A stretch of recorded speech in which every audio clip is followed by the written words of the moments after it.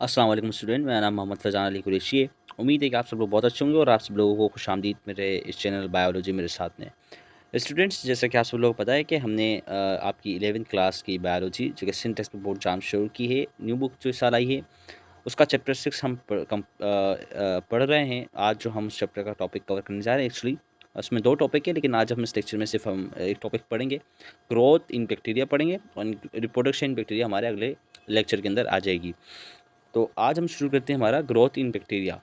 तो स्टूडेंट्स, जैसे कि हमने ग्रोथ का कॉन्सेप्ट लिया हुआ है कि ग्रोथ एक्चुअली होती है कि increase in size of cell and, लेकिन अगर हम बैक्टीरिया में बात करते हैं, बैक्टीरिया में अगर हम ग्रोथ को डिफाइन करना चाहें तो हमें बैक्टीरिया में ग्रोथ को डिफाइन कुछ इस तरीके से करेंगे।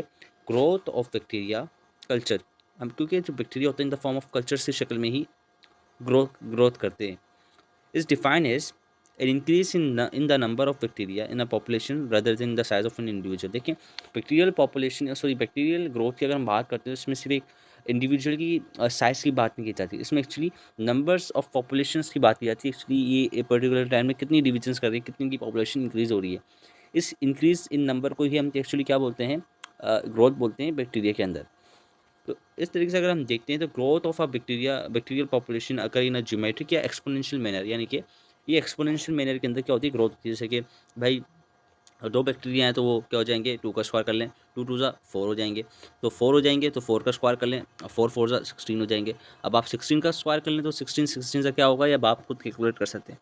इस पूरे मेथड को हम क्या बोलते हैं, एक्सपोनेंशियल ग्रोथ बोलते हैं। यानी कि जो बैक्टीरिया होते हैं वो एक्सपोनेंशियल मैनर्स के अंदर ग्रो होते हैं, और इसी वजह से हम इससे क्या बोलते हैं, एक्सपोनेंशियल से मुराद होता है कि rapid in increase in the population, rapid increase in population.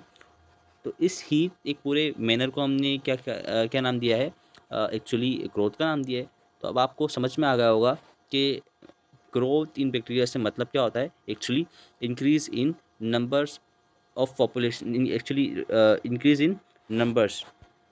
इसी तरीके से अगर हम ग्रोथ इन बैक्टीरिया को और डीपली पढ़ना चाहें कि किस तरीके से ये बैक्टीरिया ग्रोथ स्टार्ट करते हैं, फिर ये किस तरीके से अपनी पॉपुलेशन इंक्रीज़ करते हैं और क्या क्या फैक्टर इनके अंदर असरअंदाज करते हैं, तो इसी तरीके से बैक्टीरियल ग्रोथ क्या करती है, 4 स्टेप्स या 4 स्टेप्स को फॉलो करती है, 4 फेज़ को ही फॉलो करती है। इनके में फेज़ के या स्टेप्स कह सकते हैं आपने, लेकिन phase is a proper word actually. पहला फेज़ आता है हमारे पास इसके अंदर लेग फेज़, उसके बाद एक्सपोनेंशियल फेज़, उसके बाद स्टेशनरी फेज़ एंड फिर आता है डेथ फेज़। इसको हम अ, अलग-अलग करके समझते हैं। देखिए, सबसे पहले ले लॉग फेज़ में क्या होता है? लॉग फेज़ में क्या होता है, एक्चुअली सेल इस फेज़ में डिवाइड बिल्कुल भी नहीं करता। अगर हम लॉग फेज़ की वर्ड्स की मीनिंग समझेंगे, log words leg describe a kind of slowness और डिले। लेग वर्ड का ही मतलब होता है कि इस फेज़ के अंदर जो बैक्टीरिया का जो ग्रोथ होती है वो क्या होती है, डिले होती है, स्लो होती है, यानी कि होती नहीं, टोटली एब्सेंट होती है। इसी वजह से क्या होता है कि इमीडिएटली आफ्टर प्रोवाइडिंग, जैसे ही हम क्या करते हैं, बैक्टीरिया को न्यूट्रिएंट्स प्रोवाइड करते हैं, मीडिया जिसके अंदर वो ग्रो करेगा वो प्रोवाइड करते हैं, तब बैक्टीरियल पॉपुलेशन उस फेज के अंदर अनचेंज होती है।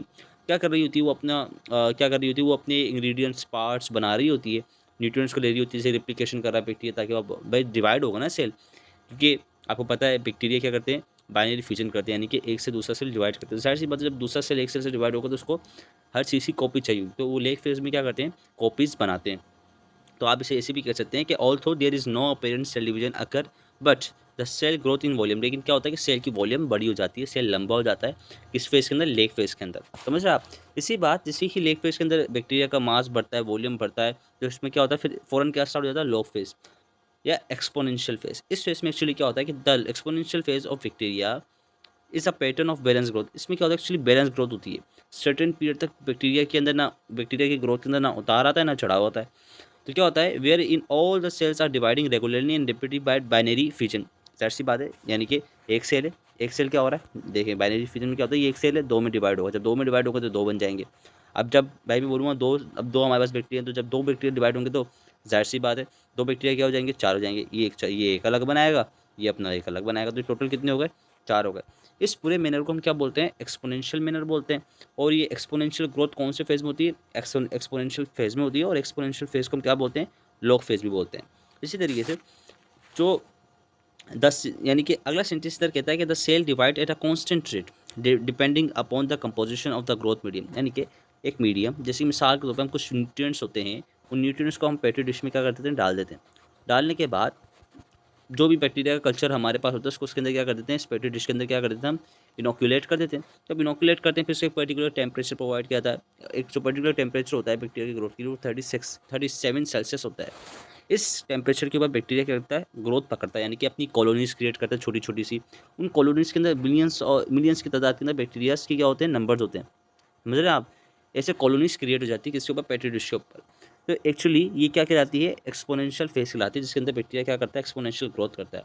तीसरा प्रोसेस में हमने बता दिया, जिसकी जो डिवाइडिंग जो रेट होती है, यानी कि डिवाइड करने की जो रफ्तार होती है, स्पीड होती है, वो किसके ऊपर डिपेंड करती है, जो आपने न्यूट्रिएंट्स उसके अंदर डाला है और जो कंडीशन आपने उसको इंक्यूबेशन के लिए प्रोवाइड किया, यानी कि टेम्परेचर प्रोवाइड करा कि भाई अब आप यहाँ पर ग्रो करो। तो इसमें क्या होता है, तब बैक्टीरिया इस फेज़ में एक्चुअली क्या होता है, अब इस फेज़ में आपको पता चलेगा एक्चुअली ग्रोथ कौन से फेज़ में होती है, दूसरे फेज़ जिसको हम क्या बोलते हैं, exponential phase. The growth of bacteria is very high in this phase. इस पॉइंट को भी आपने याद रखना है। तो इसी तरीके से स्टूडेंट्स अब अगर हम अपनी दूसरी स्लाइड में आते हैं, तीसरे फेज़ को डिस्कस करते हैं, तो उस फेज़ का नाम हमारे पास आ जाता है स्टेशनरी फेज़।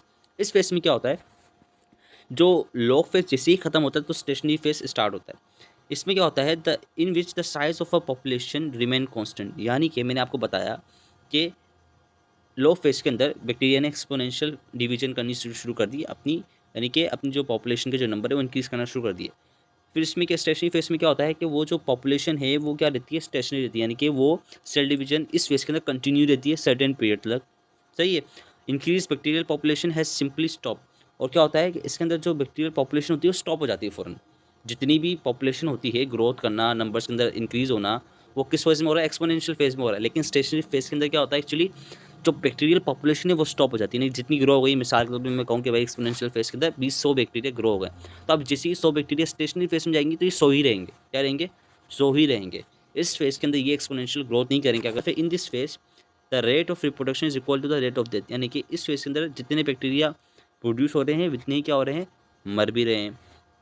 किसके अंदर, स्टेशनरी फेज़ के अंदर ये होता है। तो आपने जो भी मैं आपको लास्ट पॉइंट बताते हुए आ रहा हूँ, हर एक फेज़ की, उसको आपने हमेशा याद रखना है as a remember for your memory.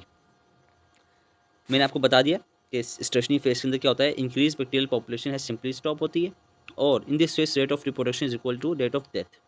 फिर इसके बाद जैसे ही स्टेशनरी फेज़ ख़त्म पहुँचता है डेथ के ऊपर, बैक्टीरियल सेल की जैसे ही डेथ शुरू हो रही होती है बराबरी के ऊपर, तो फिर एक फेज़ आता है जिसको हम क्या बोलते हैं, डेथ फेज़। डेथ फेज़ में क्या होता है कि after the population reaches stationary phase is a death phase is follows.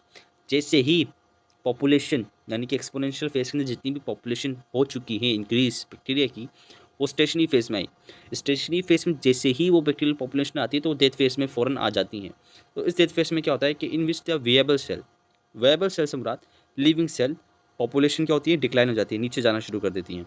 मैं अभी आपको ग्राफ दिखाऊंगा जिसके अंदर आप ग्राफ के कर्व से समझेंगे कि किस तरीके से कौन से फेज़ के अंदर पॉपुलेशन इंक्रीज़ हो रही है, कौन से फेज़ के अंदर पॉपुलेशन स्टैटिक है, यानी कि रुकी पड़ी है, ना कम हो रही है ना ज़्यादा हो रही है, इक्वल है, जितने मर रहे हैं उतने ही प्रोड्यूस भी हो रहे हैं। लेकिन डेथ फेज़ के अंदर क्या होता है कि रिप्रोडक्शन कम हो जाती है, डेथ इंक्रीज़ हो जाती है, जिसकी वजह से क्या होता है कि ग्राफ के जो कर्व होता है नीचे जाना शुरू हो जाता है। उस कर्व को मैं आपको दिखाऊंगा। इसमें तीसरा पॉइंट भी हम देख लेते हैं ज़रा।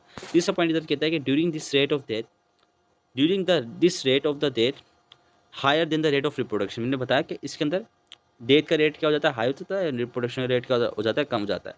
इसी तरीके से चौथा पॉइंट कहता है this phase ends at complete exertion of nutrients. अच्छा, अब इस तरह सवाल आता है कि भाई क्यों होता है डेथ फेज। इसलिए होता है कि भाई जाहिर सी बात है कि जिस मीडियम ने हमने बैक्टीरिया को कल्चर को ग्रो किया एक्चुअली, उस कल्चर में हमने कुछ न्यूट्रिएंट्स भी डाले थे, जाहिर सी बात है।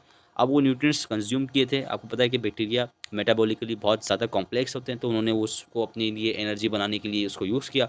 तब क्या हुआ, पॉपुलेशन इंक्रीज़ हुई। पॉपुलेशन जैसे ही इंक्रीज़ हो गई तो अब उसमें क्या हुआ कि न्यूट्रिएंट्स क्या होगा, न्यूट्रिएंट्स होगा बिल्कुल कम। जब न्यूट्रिएंट्स कम होते दूसरे जो जो उसके अंदर जो पॉपुलेशन के अंदर जो बैक्टीरिया के पास एक्स्ट्रा एबिलिटी थी न्यूट्रिएंट्स लेने की, तो वो तो ले रहे थे, लेकिन बाकी जो बैक्टीरिया थे जिनके पास एक्स्ट्रा एबिलिटी नहीं थी वो क्या हो रहे थे, मर रहे थे। इसी वजह से क्या होता है, डेथ फिर शुरू हो जाता है। क्यों? क्योंकि न्यूट्रिएंट्स की जो न्यूट्रिएंट्स होते हैं वो टोटली ख़त्म हो जाते हैं by the consumption of bacteria which already growth. समझ रहे हैं आप भाई बात? यानी कि इससे हमें पता चला कि डेथ फेज़ के अंदर एक्चुअली इसलिए होती है क्योंकि आपने जो न्यूट्रिएंट प्रोवाइड किए हैं वो टोटली एग्जॉस्ट हो चुके हैं, ख़त्म हो चुके हैं, जिसकी वजह से बाकी बैक्टीरिया ग्रो नहीं कर पा रहे, और जो बाकी बैक्टीरिया ग्रो करना चाहते हैं उनके पास ग्रोथ के लिए न्यूट्रिएंट्स नहीं है, जिसकी वजह से वो मरना शुरू हो गए हैं। तो ये कुछ क्या होते हैं, फेज़ होते हैं total in the growth of bacteria. तो अब थोड़ा सा हम ग्राफ को भी देखते हैं। ग्राफ या कर्व आप इसे बोल सकते हैं। जैसे कि इधर 4 पार्ट बने हुए हैं, 4 फेजेस बने हुए हैं एक्चुअली। ये जो आपको एक लाइन दिख रही है बता रही है कि जितनी ऊपर ये कर्व जाएगा इतनी ज़्यादा बैक्टीरिया की पॉपुलेशन इंक्रीज़ होगी, और जितना ज़्यादा नीचे आएगा तो उसका मतलब हो गया कि बैक्टीरिया की पॉपुलेशन क्या होगी, डिक्रीज़ होगी। ये सिंपल सा मतलब मुझे आपको बताना था। जैसे लॉग फेज़ में आप देख रहे हैं कि इसके अंदर बैक्टीरिया की पॉपुलेशन इंक्रीज़ नहीं हो रही। जैसे ही लॉग फेज़ के अंदर अपना न्यूट्रिएंट्स बनाता है, अपनी जितनी भी सेल मेटाबॉलिक एक्टिविटी है उसको प्रिपेयर करने के बाद फ़ौरन एक्सपोनेंशियली क्या करता है, ग्रोथ पकड़ता है। देखिए अभी कर्व कितनी स्पीड से ऊपर बढ़ा। इस कर्व को जैसे ही ऊपर बढ़ा, जितनी भी पॉपुलेशन इस फेज़ के अंदर आ गई है, वो पॉपुलेशन स्टेशनरी फेज़ में दाखिल होती है। तो स्टेशनरी फेज़ के अंदर वो ना ही कम होती है और ना ही ज़्यादा होती है, यानी कि जितने मर रहे हैं उतने ही रिप्रोड्यूस हो रहे होते हैं। समझ रहे हैं आप बात? स्टैटिक रहते हैं, इक्विलिब्रियम के अंदर आ जाते हैं, यानी कि जितनी चीज़ें आप दे रहे हो उतनी चीज़ें आपको बदले में मिल रही हैं। इस फेज़ के अंदर चले आते हैं। लेकिन फिर जिस मीडिया के अंदर, जिस एनवायरनमेंट के अंदर बैक्टीरिया ग्रोथ कर रहे हैं, अब उस एनवायरनमेंट के अंदर पॉपुलेशन ज़्यादा हो गई, यानी कि डिमांड, अब पॉपुलेशन बढ़ गई और खाना है कम। ज़ाहिर-सी बात है कि कुछ लोगों को मरना पड़ेगा ताकि दूसरे लोग भी खाना खा सकें। तो यानी कि डिप्लाई एंड सप्लाई का, डिमांड एंड सप्लाई का थोड़ा-सा गेम चल रहा है इधर। लोग ज़्यादा हो गए, खाना कम होगा। ज़ाहिर-सी बात है जो ताकतवर होगा वो खाना ले लेगा, बाकी सारे मर जाएँगे। तो इस वजह से क्या होता है कि न्यूट्रिएंट्स के खत्म होने की वजह से बाकी बैक्टीरिया, अब क्या वही बैक्टीरिया क्या करना शुरू करते हैं, डिक्लाइन, यानी कि अब इसके अंदर डेथ रेट ज़्यादा हो गया फॉर रिप्रोडक्शन रेट से। तो ये पूरा एक प्रोसेस था जिसका बैक्टीरिया की ग्रोथ का, जो उम्मीद है कि आपको बहुत ईज़िली समझ में आया होगा। मैंने आपको बड़ा स्लो बताया ताकि आप इसे रिमेंबर कर सकें अपने दिमाग में ईज़िली। अगर स्टूडेंट्स आपको मेरा ये टॉपिक समझ में आया है, कोई भी अगर आपको लगता है कि ये मेरा कोई क्यूरी है, कोई सवाल है, हल नहीं हुआ, तो आप मुझे कमेंट करें। मैं ज़रूर आपको उस कमेंट के अंदर जवाब दूँगा और कोशिश करूँगा मैं अपनी 100% देने का आपको समझाऊँगा। और अगर आपका कोई भी दूसरा सजेशन हो कि आप ये वाले लेक्चर्स के लेकर आएँ, सिंध टेक्स्ट बुक बोर्ड जो कि बायोलॉजी आपकी बुक है फर्स्ट ईयर की, उसमें से तो मैं वो भी लेकर आऊँगा। तो आप मुझे अपनी सजेशन दे सकते हैं कोई भी टॉपिक के हवाले से, तो मैं उसे ज़रूर लेकर आऊँगा आपके पास। तो स्टूडेंट्स, अब हम मिलते हैं हमारे अगले लेक्चर के अंदर। अगर आपको पसंद आया तो काइंडली लाइक भी कीजिए, शेयर भी कीजिए। अगला लेक्चर हमारा एक्चुअली रिप्रोडक्शन इन बैक्टीरिया के ऊपर होगा, जो कि इंशाल्लाह बहुत जल्द आपके पास आएगा। तो मेरी आपसे रिक्वेस्ट है कि पढ़ते रहिए, मोटिवेट रहिए। हम मिलते हैं हमारे अगले लेक्चर में। अल्लाह हाफ़िज़।